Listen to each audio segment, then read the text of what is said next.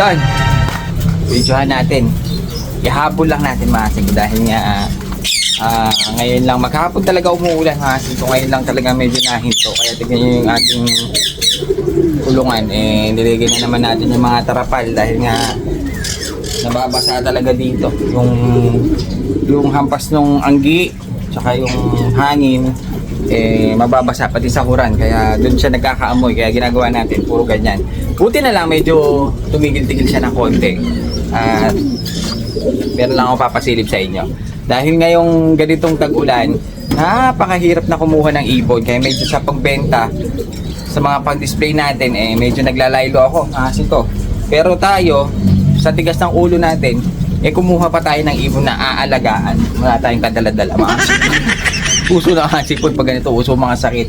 Pero tayo, kumuha tayo ng bagong ibon natin na aalagaan. Dahil nga sa Facebook, nung tumitingin ako, meron akong isang nakita na ito para gusto ko lang siyang paramihin. Kaso, meron na tayong ganito, hindi ko lang siya maparami. Kaya nakita ko to sa Facebook, proven breeder siya, kasama anak. Yun nga lang, hindi natin nakuha yung anak. Dahil nga mas naulang nabili, kaya ang nakuha na lang natin ay yung mismo breeder. Importante yung breeder.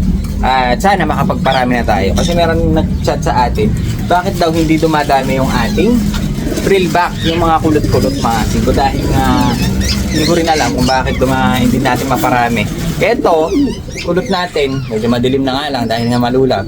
Yung kulot natin mga singko, 3 beses na yan nag-clutch, 3 beses na yan ng itlog. Kaso, hindi siya nagpe-fertile. Ang unang pares niya, mga singko, ito yung unang pares ng lalaki. 2 clutch, hindi siya nag-fertile. Ngayon, pinarisan natin siya ng isang hen na pula. Itong cock na yan, pinarisan natin siya ng isang hen na pula. 3 clutch, hindi siya nag-fertile. Mga singko, kaya kahit na apasitter natin, hindi siya nagpe-fertile. Kaya medyo nainis ako. Tingin ko ang problema nasa lalaki.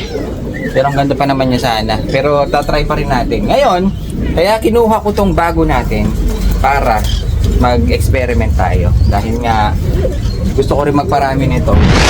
Videohan natin yung mga dinala ng kaibigan natin dito. Kahit na umuulan sige lang. Sige lang, kalapati pa rin. Uso ng sipon, mga singko. Ayan, dito, meron tayong mga sibong. Ayun, may sibong. Madilim na nga lang, mga singko. Tsaka medyo, syempre, basa ang medyo flooring nila. Kaya uso ang sipon. Kaya kailangan nag-ano kayo. Nag-ano na tayo ng prevention para sipon. Buti na lang yung mga nandito, mga singko, walang mga sipon. Pero magaganda, Ito pa, natira pa sa ating pungso. Ito, ganda nito. Tingnan lang natin ang isang mabilisan dahil nababasa tayo sa ulan. Medyo maantik-antik pa ng konti. Isang red bar na malinis para silver na. Lalaki, kak. Tapos ito, tingnan nyo naman, napakalaki. Grisel. Lalaki. Halos bumubukaghag na ilong na ito. Mga singko yan. Ngayon lang ito ng hapon. Hapon siya dumating, mga singko. May red bar. Ayun, nagbabawas na yung mga tropa pips natin dahil nga uso ng one eye niyan. So, meron tayong sibong. Medyo payat nga lang na konti. Meron tayo ditong black check. Ayun, meron tayo ditong mga ito pa, sibong na pula. Red check din ito. Tapos may mga blue bar ang ganda nito. Mga singko. May itim. Itim siya pero parang check. Parang black check. Ganda Yung nga lang madilim mga singko. Medyo madilim nga lang. Tapos ang ganda nitong blue bar. Tingnan natin. Maganda naman yung dinala ng tropa kahit pa paano mabilis siyang ma-i-out dahil nga guwapo rin yung mga muka. Lalo na to. Ganda nito. Itim pala to. Itim siyang checkered. Mga singko Ayun itim siya mga singko. Itim siyang checkered pero maganda. Parang mapae pa. Ayun mga singko. So ayan, bali ito. Ilalabas na natin dahil nga wala tayong display dun sa pwesto na kuha lahat ni tropa natin na taga Isabela. Kaya buti na lang may nagdala sa atin. Yan. Ilan lang yan. Nakinis saka pa. Ay. Dito ako nahihirapan yung umuulan. Pero buti na lang umulan at makakapagpalipad tayo. Papalipad tayo ngayon. Hanggat hindi pa sila sinisipon.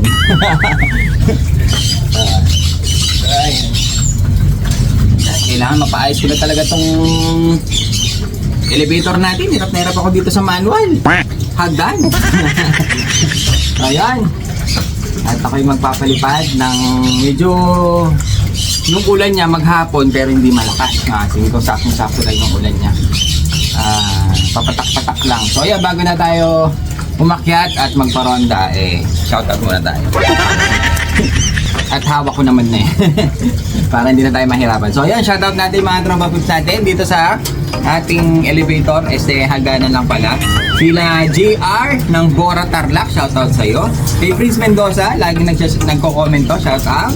Kay Jimboy Yango, ang Jimmy Santos ng Tarlac. Jimmy Santos. Jimboy Yango, shoutout sa'yo. Kay Marvin Serrano ng San Pablo, Laguna, shoutout sa'yo. Kay Cedric Mayo ng Oriental Mindoro, napakalayo, medyo nababasa ako dito. Kay Seiko ng Bulacan, shoutout sa'yo. At last na natin mga 5, si Joseph Ilumin ng Doha, Qatar. Tara. Ay, umuulan na naman. Mapatak na naman ang ulan sa Taiwan Lo. Dito tayo, pwesto sa ating malupitong. Ay, inis na ako. Lagi na lang tayong basa. Natutuluan pa ako nitong ating waiting area. Kaya paliparin na natin yung mga ibon natin dahil medyo nagugustuhan na nila yung umuulan na ganito. Ngayon, sakto lang ang ulan. Baka mas mag-enjoy sila. Kapag medyo malakas, medyo dapo agad Tara, lipad! Yun! Mukhang itong isa, ayaw. Pero lilipad din yan. Lipad ka kayo. Yun, lumipad na. Hakin to. Ayan, tingnan natin yung mga ibon natin. Kung tatagal sila ng umuulan. Kaso, 5:30 na. 5:30 na ng hapon. Mukhang gutom na to. Hindi na siguro lilipad. At taas ng isa. Medyo type niya taas mas mataas yung isa. Ibon pa natin yun. Yun, no? Mukhang nag-enjoy sila. Kasi wala silang ligo Hindi ko sila napapaliguan. Dito na lang sa ulan mga sito. So ayan. Habang lumilipad yung mga ibon natin. Ayan, no? Pakainin na natin dito dahil mamaya iiwanan na natin yung ating Taiwan Lo para na sila pumasok dahil nga pag ganitong oras maraming bumibili. Oras ng patoka mga sito. Gagawin natin habang lumilipad yung mga ibon natin nilalagyan ko na ng patoka. Wala kasi yung ating mahiwagang lalagyan nandito pala sa ilalim. Ayun, naiwanan natin dito. Lagyan lang natin. Lagyan lang natin yung ating ganyan lang diba? Tapos iiwanan ko na siya mamaya-maya dyan. Pero sa ngayon, asan na sila? Ayun, lumilipad pa rin mga singko. Mukhang malapit ng dumapo. Ayun mabasa na konti. Ayun, sama-sama na sila lumilipad. So ayun, bago tayo mabasa at medyo mukhang matagal-tagal pa naman lumipad itong mga ibon natin pababa na tayo dahil hinahanap na tayo ni Gobrea. Ayun, nakasilip na siya dun. Wala kasi magtatakal. Let's go. Bale, ito yung nakakuha natin mga singko. Meron kasi akong gustong experiment dito sa mga prillback natin. Ayan yung nakuha natin. Medyo malubog na yung camera natin dahil madilim. Sumasabay pa naman itong mga ring neck natin. Ayan yung mga nabili natin mga singko. Isang blue bar, isang pula. Na kulotski pa rin. Ayan kulot sila mga singko. Napakaganda. Ito proven breeder. Ang gagawin natin, isasalang muna natin sila.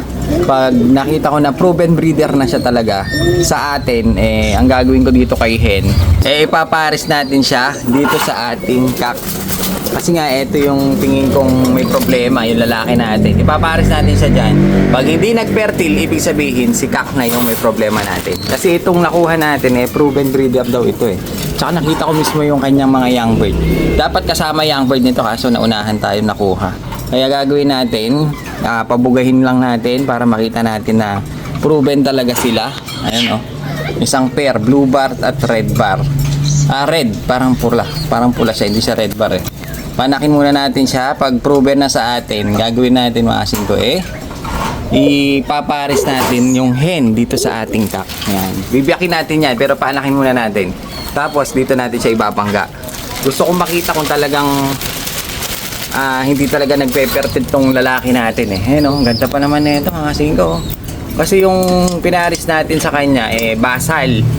Pero nangingitlog siya, hindi lang siya nagpe-fertile. Tingin ko dito sa lalaki. Pero hindi pa ako 100%. Tingin ko wala lang sa kondisyon. Kaya gagawin natin si proven na hen, pag nabiyak na natin yan at nag-anak sa atin, papares natin dito. Yun ang project natin ngayon. Kung magpe-fertile ba talaga tong cock na to. Pag nag-fertile siya, keep siya. Pero pag hindi, at hindi talaga siya nagpe-fertile, i-out na natin ito lalaki. Sayang kasi mga singko, ang ganda pa naman niya. Kung ano naman pwede naman natin gawing pang ano lang, tawag dito, pang display lang natin. Medyo nagaganda na ako sa kanya. Kaso, yan tayo isang tropa dito na kanina pa nag-aabang. Si Jimmy Santos ng Tarlac. Ayaw mo, kamusta yung mga alaga mo? Ha? Ano po? Ayaw ko na umisip po yung ano. Ay, kakasipon. Hindi ko po alam anong hanggang po. Anong nangyari? Naglumuluha mata? Po, parang kung naglalambot ng po na ano. Nagsusuka? Hindi naman po na, yung parang yung kinain niya po, parang di natutunaw. Hindi natutunawa, no? Ngayon, tatanungin natin yung mga tropa pips natin, ha? Opo. Pag napanood mo to, makikita mo yung mga comment nila. Yung mga tropa pips natin na magaling maggagamot dyan, yung kay tropa natin kasi, medyo hindi natutunawan. Opo. O kung na-experience nyo na yan, kapaki-comment naman kung paano yung gagamutin yan, ha? Kasi ako, ang ginagamit ko dyan na grits lang. Naglalagay akong grits, redstone, o kaya grits, kasi medyo yun na parang ipin nila Yun ang medyo magandang panunaw. Pero doon sa mga tropa pips natin na medyo may alam na iba, pwede nyo i-comment para matulungan natin si Jimmy Gunn, Jimmy Santos. Ayan, panoorin naman, makikita mo yung mga comment nila. Pwede nating subukan yung mga tips nila dyan, ha? Medyo na tayo dito, audience. Si Gobrea, bahala na siya magtakal dyan. So ayan, balik muna tayo dito. Wala kang gusto shoutout. Shoutout po sa mga tibagan po. Mga tibagan boys. Tibagan boys. Yung mga dinala po dito, naghingi ng kalapati sa akin. Maraming bihingi na kalabati. Mga tibagan boys, shoutout sa inyo. So ayan, yun nga ang gagawin natin. I-breed ko muna tong nabili nating mga kulot, mga singko. Pag nag-anak na siya sa atin, pakikita ko sa inyo, ibig sabihin, proven sila. Ngayon, be-break natin at i-prepare natin dito sa ating kulot na cock. Pag hindi nag-fertile, ibig sabihin, na kay cock yung diferensya. Kasi nakadalawang hen na siya, mga singko. Yan yung isa. At ito yung unang pair niya. Ayan. Hindi siya nag-fertile dito. At hindi rin siya nag-fertile dito sa ating hen. Ayan o. Tingin ko dito. Isa pa, mga singko. Isa pa. Isa pang pagkakataon. Isang chance mo na lang, ha? Yan. Yung kulot natin. Ganda pa naman yung mga singko. Ayan o. Isang chance mo na lang, ha? Pag ito, hindi ka pa nag-fertile dito sa pangatlong mapaparisan mo, goodbye sa'yo. Proven sana. Ha? Magana ka na. Magana ka na. Bon. At mukhang gutom na. Dito tayo. Para makita natin kung papasok agad.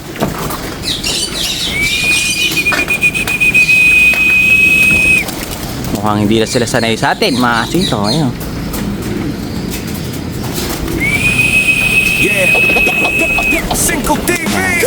Medyo hindi sila sanay na sa atin, mga singko, dahil iniiwanan na lang kasi natin sila Ayun o. Yun, pasukan na. Dami nating ibon. Marami tayong wawalain, mga singko. Sa susunod na buwan, baka magpe-pwede ring na ako.